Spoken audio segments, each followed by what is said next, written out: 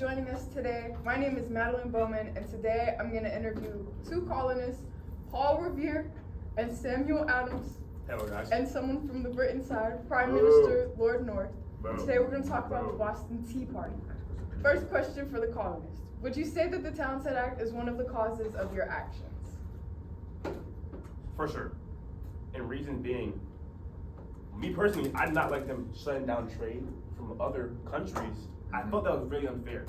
And to let alone shut down our trade with other countries, but to raise the price of teas and of goods, just trade with you, to basically abuse us and use us. And it's completely unfair and it's unright, it's unjust. And I don't agree with it. Did you felt threatened by the Townsend Acts? I didn't really feel threatened, but I felt it was like an act of control. It is a way to keep us below them and show that, to belittle us actually, and show that there's levels to this and that we're not where they are. And in reality, I feel we should all move as a unit, as a one. Okay. Prime Minister Lord North, why did you feel it was necessary to keep the Tea Act in place? Well, I feel we as the parent country here, we have the authority to put whatever act we want in place, and we have our own financial needs. For example, the French-Canadian War, we are still recovering from that, and I feel anything that we can do to help out His Majesty and our country would be good, even if it comes at the cost of some extra taxes for the colonies. Okay. All right, brother. I mean, to be for real, it wasn't our fault that y'all got in war with the French Indian War, and that wasn't our fault. So why do you feel like you can tax us to pay back for the damages y'all caused yourselves? See, here's the problem. That was your fault, man. There's no reason you need to tax us and abuse us. He's saying y'all and got kill in us. war. Prime Minister. He's saying y'all got in a war as if he's not part of us. You are in the same boat as us. There's no y'all and us. We clear not being a part of you guys though. We're not part of you anymore. We want independence, but like, if we were like, to be honest, like, I didn't want to go fight. Y'all wanted to go fight. Y'all wanted to go show that you're all big and bad, and then y'all get that belt and you lose money, and now we gotta pay for what? For your damages? And if y'all really need money, y'all would come fight with us too. Actually, like, War if after we're war after one, war, and blaming it on us. and like you just said, if we're one, why would you tax your people to pay back for something that y'all government did? Okay, so the colonists, why exactly did you decide to dump the tea into the harbor instead of protesting in a different way? So we decided to dump the tea for multiple reasons. The first one, of course, was rebellion, trying to show that we're not going to listen to all these things that they're doing to us. The second one was kind of like financial damage, I guess, to them. You know, they keep doing all this wrong to us. We decided to do something back. What add on, it's just like a peaceful protest isn't going to show how serious and how much we're affected by this. So we thought as something important to them, like tea, is like they'll get the message across. It's like, oh, they're really serious about this. Like I would go on the street and start saying, like, stop taxing us. They'll laugh at us and be like, what are you doing? Like, so we throw tea in the water and never really see that. Oh, they're really about something. Right. Okay. And unlike them, our protest was non-violent. No one was killed, no one was harmed, no one was abused, nothing. Very, Just very only tea. important. Just tea. Very important. Well, Prime Minister Lord North, how did you react when you first heard about the Boston Tea Party? I was infuriated that our subjects would have had the audacity to do such a thing.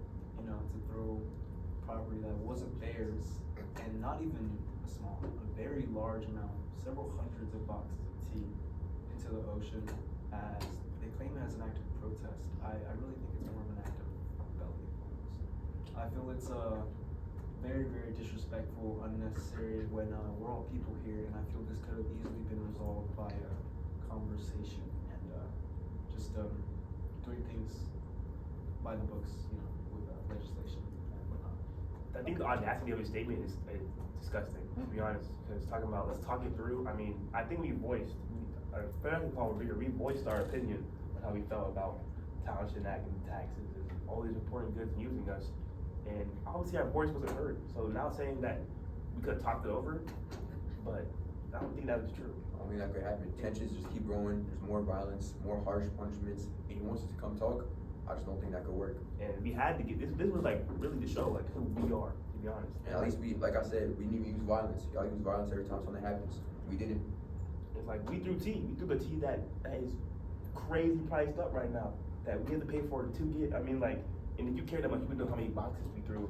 in How many the boxes ocean. did we throw? More than 300. What's the number though? 347. No, it's 342. Yeah, If wrong. you really cared about us, about your people, you would know that number. It's 342. It shows that it's really the tea. It's really not a tea that they're worried about. It's like they're more worried about us overthrowing them and losing their power, their charge over us. So how do you think this will exactly affect your relationship with Britain? Will it strengthen it, or did it make it worse? I really don't think it will do much. You know, many people might think it would make it worse, but I think we're already at a point where, you know, the point of no return. Chances are high. You know, we don't want to talk to them. They really don't want to talk to us. They're not trying to handle it peacefully or smart. I don't think it could get worse than this. I mean, like, there's already a strain on our relationship, and this only gonna make the relationship worse. And to be honest, we want independence anyway, so I mean, we wouldn't be too worried about mending a relationship with them if they can't even treat us like humans and give us the actual rights. And Prime Minister, how do you feel it affected your relationship? Well, the relationship with our colonists has always been an interesting one. I feel we have, over the course of these years, given them quite a bit of freedom. But now it's like, you know, we've given them a bit of room to walk around with the leash that we hold them by. But now it's gonna have to be a little bit of a less room that we give. We're gonna have to hold them tight to the neck. So we're definitely gonna be placing some punishments to ensure this doesn't happen again. All right. Can I rebuttal to this? Of course. So, and we're only talking about the Townshend Act here. Talk about this leash and freedom. We haven't even got into the punishments placed after Bonteeper Act and the Tallber Acts. You're talking about freedom. There is not much freedom here for us, to be honest. You If know there why is, there's no freedom? You know what? You know what you guys did before the Boston Tea Party? Alright. You guys had taxes and acts like the Sugar Act, the Stamp Act, the Townshend Act, the Tea Act. You guys did all that, and they're talking about we have a leniency. I don't think so, bro. I don't think so. and then say that like, how can you say freedom and then have a leash? That just shows like you're really treating us like we're less than humans or less than people. And really, there is no freedom here. And here's the main reason this all happened. But we're gonna get into these and talk about acts, and we're gonna tell you how we really feel. Oh yeah. So how do you feel when Great Britain passed the Intolerable Acts?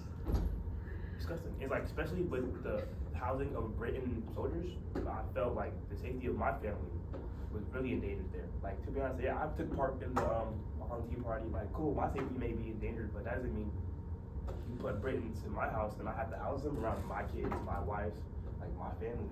It's unjust. And then let alone house them, they could just go look at our house for goods that we have and just take them because Britain says so. Like, is that right? Is that freedom? And Prime Minister, why did you believe that such strict punishments were necessary after the incident?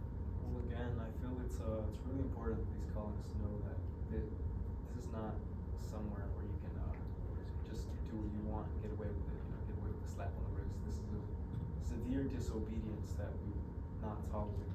So I feel these punishments were actually quite lenient compared to what we were discussing. You know. Sorry. What we were discussing, you know, in our meetings, you know, Parliament and all that. Mm-hmm. But I feel with our friend right here that participated in the Boston Tea Party, I feel it's something that he should have thought about beforehand. You know, who am I endangering when I participate in this? Because a lot of the actions that these colonists took endangered not only their lives but also the lives around them. And I feel his family is just an extension of that. I feel this could have all been avoided if him and people who thought like him had just not participated in such a bad action. Okay. To be honest, me and everyone who's a part of the Son of Liberty already knew what the cost and risk was for us. I mean, if we were scared to do this, scared for us, ourselves, we wouldn't have thrown tea in the water. But to be honest, we weren't really worried about the risk of us. It's more of getting rights for everyone in our community, as in the colonists and our family, give them independence. It's like throwing tea in the water didn't really harm nobody. It was a threat to the French people. It was a way to show that we were serious. So I don't understand what you're talking about. And obviously they know that we're trying to protest, and I mean, pretty peacefully considering we didn't kill no one. And they still, you know, responded with the intolerable acts. One of them was the Massachusetts Act, you know, trying to divide us, take away our freedom, our government. And obviously that did nothing. Instead of, you know, us leaving Massachusetts, we sent, you know, we try to help them, send them supplies, and yeah, if anything, I feel like it made us stronger. So do you think that these intolerable acts, all these punishments, you think it's your final push towards independence? It definitely was one of them. It led to the first Congress, which is where we agreed on stuff like boycotts and how that, you know, we got a war coming up ahead. There's conflict. So I feel like it really was that last step. It is like, for sure, these are like the straw that broke the camel's back, especially the closing on the Boston port. I mean, already having strict laws and trading with outside of Britain was crazy, but then they put down the Boston port and then uptight even more. It just like, that was a breaking point for us, and I feel like this really gonna push us forward independence. Okay. Prime Minister, were you worried that these acts would push the colonies further away or help control them better? I'm not worried about pushing the colonies away at all. I just think it's a control thing. We're just need to remind them that we're in charge here. Well, that's all the time that we have left today. Thank you, Paul Revere and Samuel Adams on the colonist side, and thank you, Prime Minister Lord North on the Britain side.